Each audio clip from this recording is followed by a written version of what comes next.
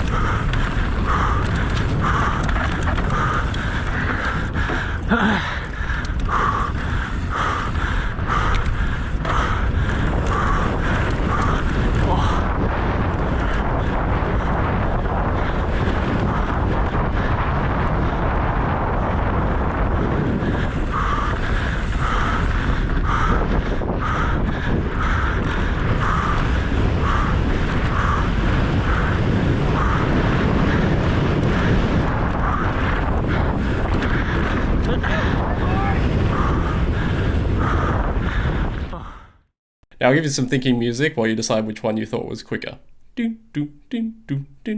Okay, time's up, and it was the sight that was fastest, and by a healthy margin of around 5 seconds. So let's look at the run side by side, and I'll talk about how the bikes felt since the clock isn't everything.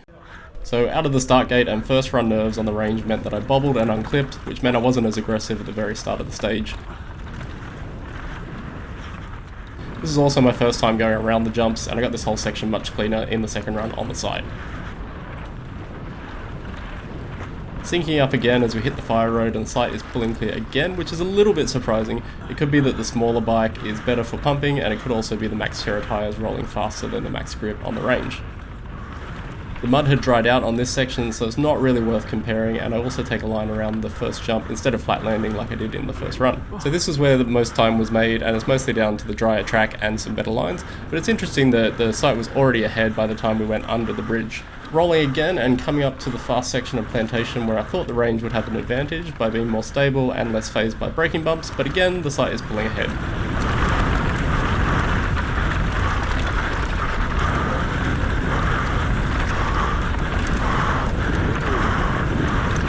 Then for the final section of track, there wasn't much difference between the runs, except that I wasn't in the right gear to pedal on the grass in my first run, and I fixed that mistake in my second run on the side.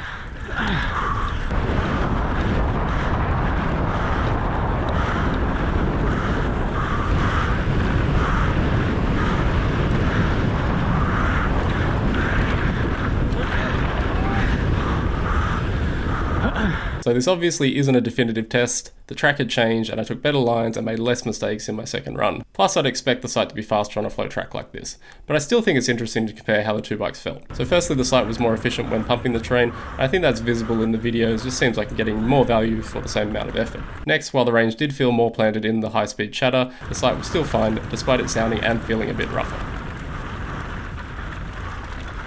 Finally, I felt like the sight got in and out of corners quicker, and it generally changed directions better too.